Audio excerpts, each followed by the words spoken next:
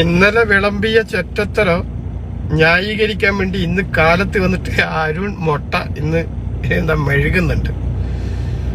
ഇവന്റെ വിചാരോ ഇവൻ ഇതെന്ത് പറഞ്ഞു കഴിഞ്ഞാലും അത് അങ്ങനെ അപ്പാടെ തൊണ്ട തൊടാൻ വിഴുങ്ങുന്ന വിഴുങ്ങുന്നവരാണ് മലയാളികൾ എന്നുള്ളതാണ് ഇവന്റെ ചിന്ത. പക്ഷെ ഒറ്റ കാര്യം ഞാനങ്ങ് പറഞ്ഞു വെക്കട്ടെ, നീ ധരിക്കേണ്ട നീ മാത്രം വലിയ ബുദ്ധിമാനും ബാക്കിയുള്ള ഇവിടെ കേൾക്കുന്ന മുഴുവൻ മലയാളികളും കഴുതകളാ എന്നുള്ള ധാരണയൊന്നും നിനക്ക് വേണ്ട. ഓക്കെ, നീ ആരെ വേണ്ടിക്കലും പുകഴ്ത്തിക്കോ, പിന്നെ പുകഴ്ത്തി പറയലൊന്നും നമുക്ക് തർക്കമൊന്നുമില്ല. അതിനൊരു അവകാശം റൈറ്റൊക്കെ നിനക്കുണ്ട്.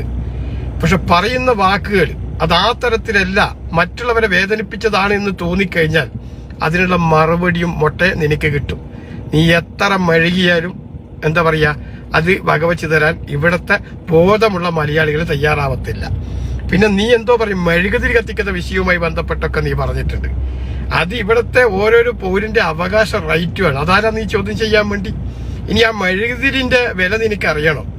ആ മെഴുകുതിരി കത്തിച്ചതിന്റെ ഭാഗമായിട്ട് തന്നെയാണ് അദ്ദേഹത്തിന് നീതി കിട്ടിയിട്ടുള്ളത്. ഈ നാടായ നാട് മുഴുവനും നീയും നേതൃത്വം കൊടുക്കുന്ന ചാനലും നീ വിശ്വസിക്കുന്ന ഈ നാറിയ രാഷ്ട്രീയ പ്രസ്ഥാനം ഉണ്ടല്ലോ, ഇങ്ങനെ ലോകത്തുനിന്ന് മുഴുവൻ അടിച്ച് വെളിയിൽ കളഞ്ഞ് തൂത്തെറിഞ്ഞ ഈ നശിച്ച പ്രതിശ്വാസം കമ്മ്യൂണിസ്റ്റ് അധികാരം തലക്ക് പിടിച്ച് ഭ്രാന്തായി നടക്കുന്ന ഘട്ടത്തിൽ ഉമ്മൻചാണ്ടിന്റെ തുടർഭരണം കേരളത്തിൽ ഉണ്ടാകുമെന്ന് കണ്ടപ്പോൾ എവിടുന്ന് ഒരു സ്ത്രീയെ കൊണ്ടുവന്ന് ഉമ്മൻചാണ്ടി സാറിന് കുടുംബമുണ്ട് എന്ന് പോലും ഓർക്കാതെ ഇല്ലാതെ സെക്സിനെ വെല്ലുന്ന വിധത്തിൽ അന്തി ചർച്ചകൾ നടത്തിയ നിങ്ങളും അതുപോലെ തന്നെ ഈ ഇടതുപക്ഷത്തിന്റെ നേതാക്കന്മാരും, മനസ്സിലായ?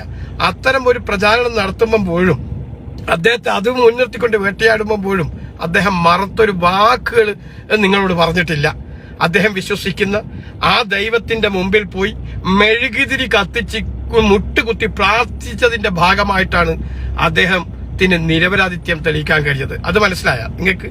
അപ്പൊ ആ മെഴുകുതിന്റെ പ്രാധാന്യം അത്രത്തോളം ഉണ്ട്. അതൊരു വിശ്വാസിയാവണം അതിന്റെയൊക്കെ പ്രാധാന്യം അറിയേണ്ടിക്കരി. അല്ലാതെ നിരീശ്വരവാദിയായി പിന്നെ മുന്നോട്ട് പോയി കഴിഞ്ഞാൽ ഈ ദൈവവിശ്വാസത്തിന്റെ പ്രസക്തിയൊന്നും നിനക്കോ അല്ലെങ്കിൽ നീ പ്രതിദാനം ചെയ്യുന്ന പ്രസ്ഥാനത്തിന്റെ ആൾക്കാർക്കോ അറിയത്തില്ല.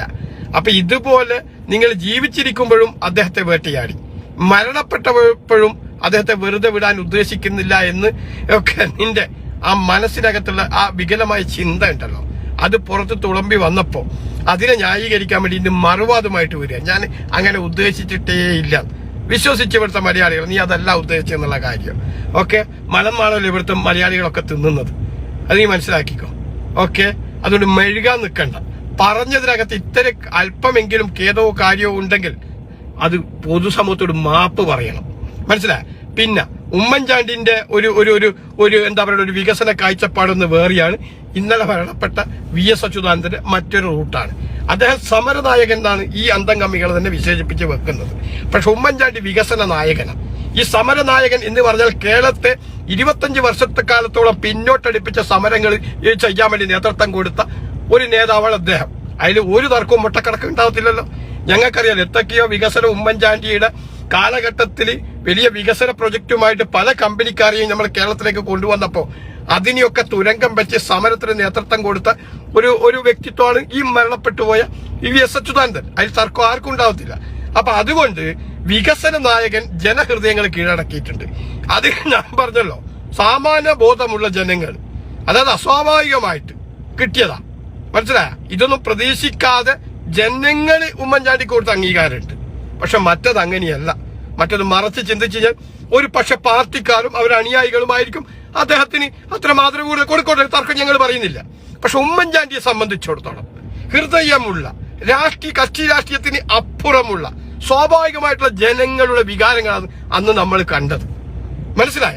അപ്പൊ അത് ഉൾക്കൊള്ളാൻ നിങ്ങൾക്ക് ഇച്ചിരി ബുദ്ധിമുട്ടും പ്രയാസങ്ങളും ഉണ്ടാവും, നിങ്ങൾക്കറിയാം. പക്ഷെ അത് ഉള്ളിൽ വെക്കണം. അല്ലാതെ അത് പുറത്തെടുത്തിട്ട് നിന്റെ വൃത്തികെട്ട ചിന്താഗതിയിലേക്ക് കൂടി വന്നിട്ട് ആ മരണപ്പെട്ടുപോയ പിന്നെ പ്രിയപ്പെട്ട നേതാവിനെയും അവഹേളിക്കുന്ന തരത്തില് ഇന്നലെ അത് പറഞ്ഞിട്ട് ഇന്ന് വന്നിട്ട് മെഴുകി ന്യായീകരിക്കാൻ വേണ്ടി ശ്രമിക്കുക കേട്ടാ. അതൊന്നും ശരിയല്ല. ഓക്കെ, ഞാൻ ആവർത്തിച്ച് പറയുന്നു, രണ്ടും രണ്ട് വിധത്തിലെ കൂടി സഞ്ചരിച്ച നേതാവ്. ഒന്ന് വികസന കാഴ്ചപ്പാടുള്ള നേതാവ്, മറ്റ് സമര കാഴ്ചപ്പാടുള്ള നേതാവ്.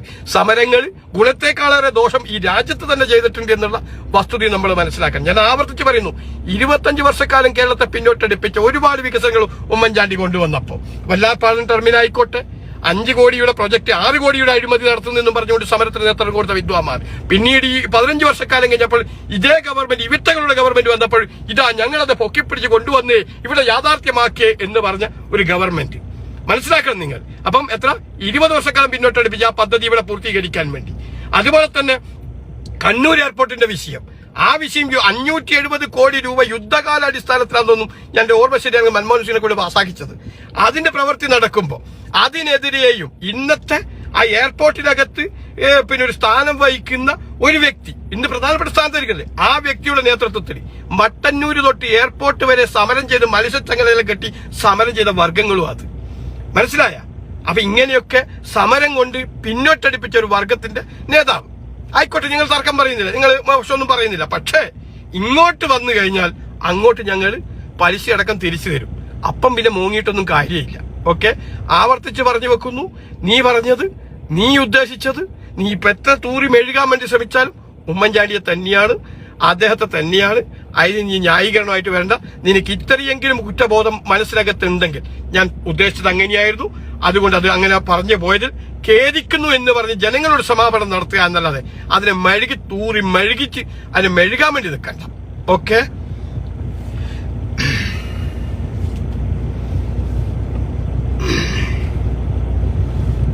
പിന്നെ ഇവന്റെയൊക്കെ പ്രശ്നം പുണ്യാളൻ ജനങ്ങളാക്കുന്നതല്ല. ഇനിയിപ്പോ എന്താ, അദ്ദേഹത്തിന് കിട്ടുന്ന അംഗീകാരത്തെ കൊണ്ട് നിങ്ങൾക്ക് കുരുപൊട്ടിയിട്ട് കാര്യമില്ല. പിന്നെ ഇവിടെ പുണ്യാളനില്ല, മെഴുകുതിരി കത്തിക്കത്തില്ല. നിരീശ്വരവാദികളെ ഇത് ചുടുവെള്ളത്തിൽ കൊണ്ടുപോയിട്ട് കഴിഞ്ഞാൽ ആരെങ്കിലും ഇതാക്കുവോ, ആരെങ്കിലും മൈൻഡ് ചെയ്യോ? അതില്ലല്ലോ, അതെല്ലാവർക്കും അറിയാലോ. അപ്പൊ ഒരു വിശ്വാസിയെ സംബന്ധിച്ചിടത്തോളം ഏറ്റവും കൂടുതൽ നമ്മളൊക്കെ ആഗ്രഹിക്കുന്ന, നമ്മൾ മരണപ്പെട്ടിച്ചാൽ നമുക്ക് പ്രാർത്ഥനകൾ ഉണ്ടാവണം എന്നാഗ്രഹിക്കുന്നവരാണ് ഞങ്ങൾ. അതാണ് ഞാൻ ഉദാഹരണം പറഞ്ഞേ. അദ്ദേഹത്തിന്റെ വിശ്വാസത്തിന്റെ ഭാഗമായി നിന്നുകൊണ്ട് തന്നെ ഈ സ്റ്റേറ്റ് മുഴുവൻ അദ്ദേഹത്തെ വേട്ടയാടുമ്പോ, കാരണം അത്രമാത്രം വൾഗറായ സ്റ്റേറ്റ്മെന്റ് അടക്കം നടത്തിയിട്ടുണ്ട് ഈ പറയുന്ന ഈ VS അച്യുതാനന്ദൻ അടക്കം. അതായത് ഉള്ളതാണെങ്കിൽ പിന്നെ നമുക്ക് അങ്ങനെയെങ്കിലും പറയാം. എന്താ പറയാ, ആ മനുഷ്യ സ്വപ്നത്തിൽ പോലും പ്രതീക്ഷിക്കാത്ത കാര്യങ്ങൾ. അധികാരം ഞങ്ങൾക്ക് ചില ഘട്ടം, ഞങ്ങൾ അധികാരത്തിന് വേണ്ടിയല്ല, ഞങ്ങൾ ഇവിടെ ജനങ്ങളോട് അങ്ങ് ഉണ്ടാക്കാൻ നടക്കുന്ന ഒരു പാർട്ടിയാന്നല്ലേ ഇവറ്റകളുടെ വെപ്പ്, അല്ലേ? എന്നിട്ട് ആ ഉമ്മൻചാണ്ടിന്റെ തുടർഭരണം ഉണ്ടാകും എന്ന് കണ്ടകടുത്ത്, അതായത് അന്നത്തെ ഇവരെ ഗുണാന്തര സ്ഥാനത്തിരിക്കുന്ന അങ്ങ് പോളിറ്റ് ബ്യൂറോയിലിരിക്കുന്നത് സീതാറാം യെച്ചൂരിയാണോ പ്രകാശ് കാരാട്ടോ എനിക്ക് ഓർമ്മയില്ല, പ്രകാശ് കാരാട്ടാന്ന് തോന്നുന്നു. അപ്പൊ അദ്ദേഹത്തിന് പോലും അറിയാൻ ഈ കേരളത്തിൽ ഉമ്മൻചാണ്ടിയുടെ തുടർഭരണം ഉണ്ടാകും.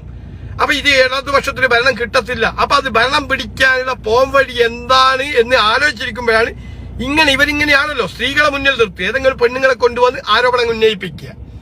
അങ്ങനെ എടുത്തൊരു സ്ക്രിപ്റ്റിന്റെ ഭാഗമായിട്ട് ഒരു സ്ത്രീയെ കൊണ്ട് മുന്നിൽ നിർത്തിയിട്ട് നാടായ നാട് മുഴുവൻ പച്ചക്കളവ് ഈ സ്ത്രീ വിളിച്ചു പറഞ്ഞപ്പോ അതിനെ പിന്തുണ കൊടുത്തുകൊണ്ട് നിയമനിർമ്മാണ സഭക്കകറ്റും മറ്റേ ഇയാള് ഈ നാട്യവും കൊണ്ട് ആ മനുഷ്യനെ വേട്ടയാടിയിട്ടുണ്ട്. അപ്പോഴും ആ മനുഷ്യൻ പറഞ്ഞിട്ടില്ല, മറുത്തൊരു വാക്ക് പറഞ്ഞിട്ടില്ല ആ മനുഷ്യൻ അന്നും ചെയ്തത് നീ പറഞ്ഞ മെഴുകുതിരി കത്തിച്ചെന്ന് പറഞ്ഞ് പരിഹസിച്ചല്ലോ. ആ മെഴുകുതിരി കത്തിച്ച് അദ്ദേഹം പ്രാർത്ഥിക്കുന്ന പള്ളിയിൽ പോയി അദ്ദേഹം വിശ്വസിക്കുന്ന ദൈവത്തോട് മനമൊരുക്കി പ്രാർത്ഥിച്ചു. മനസ്സിലായ? അല്ലാതെ അദ്ദേഹം വേറൊന്നും ചെയ്തിട്ടില്ല. എന്നിട്ടും നിങ്ങൾ എന്തേ മാനനഷ്ടത്തിന് കേസ് കൊടുക്കാതെ എന്ന് പറഞ്ഞിട്ട് അദ്ദേഹം പിന്നെയും വേട്ടയാടാൻ തുടങ്ങിയിട്ടുണ്ട്. ഇങ്ങനെ ആരോപണം ശരിയല്ലെങ്കിൽ അപ്പോഴും അദ്ദേഹം പറഞ്ഞത് ഞാൻ ജനങ്ങളുടെ മനസാക്ഷി കോടതിയിലേക്ക് വിട്ടുകൊടുത്തു. പിന്നെ ഞാൻ വിശ്വസിക്കുന്ന ദൈവത്തിന്റെ മുമ്പിൽ ഞാൻ എന്റെ പ്രയാസങ്ങളും വിഷമങ്ങളും ഞാൻ പറഞ്ഞിട്ടുണ്ട്. അതിന് എന്തായാലും ഒരു മറുപടി, ഒരു ഉത്തരം എനിക്ക് ഉണ്ടാകും എന്ന് തന്നെ അദ്ദേഹം വിശ്വസിച്ചു. അതിന്റെ ഭാഗമായിട്ട് തന്നെയാണ് രാജ്യത്തിന്റെ പരമോന്നത കോടതിക്ക് പോലും ആർടിഒ ഈ ഫയലും കൊണ്ട് അങ്ങോട്ട് പോയപ്പോ അത് വലിച്ചെറിഞ്ഞിട്ട് ഇനി കോടതിന്റെ പടി കയറാൻ പാടില്ലെന്നും കോടതിയെ സമയം നഷ്ടപ്പെടുത്താൻ പാടില്ല എന്ന് കൃത്യമായ വാണിംഗ് കൊടുത്ത് അങ്ങ് ആട്ടി പുറത്താക്കിയത്. മനസ്സിലായ? അതാണ് ഈ മെഴുകുതിരിന്റെ പ്രാധാന്യം. അത് ഈ മുട്ട മനസ്സിലാക്കിക്കോ. ഓക്കെ, അതുകൊണ്ട് കൂടുതലൊന്നും ഞാൻ പറയുന്നില്ല. ഏതായാലും നീ ഉദ്ദേശിച്ചതും നീ പറഞ്ഞതും ആരെയാണെന്നുള്ള കാര്യം ഇവിടുത്തെ കേരളത്തിൽ അരി ഭക്ഷണം കഴിക്കുന്ന ജനങ്ങൾക്കറിയാം. അതുകൊണ്ട് നീ ഇന്ന് വന്ന് മെഴുകിയതുകൊണ്ടൊന്നും കാര്യമില്ല. നിനക്ക് ഇത്രയെങ്കിലും കുറ്റബോധം നിന്റെ മനസ്സിനെ വേട്ടയാടുന്നുണ്ടെങ്കിൽ കേരളത്തിലെ ജനങ്ങളോട് സമസ്താരാധം മാപ്പ് പറയുക. ഓക്കെ, അതല്ലാതെ വേറൊരു ന്യായീകരണത്തിന് ഇവിടെ പ്രസക്തിയുമില്ല. ഓക്കെ.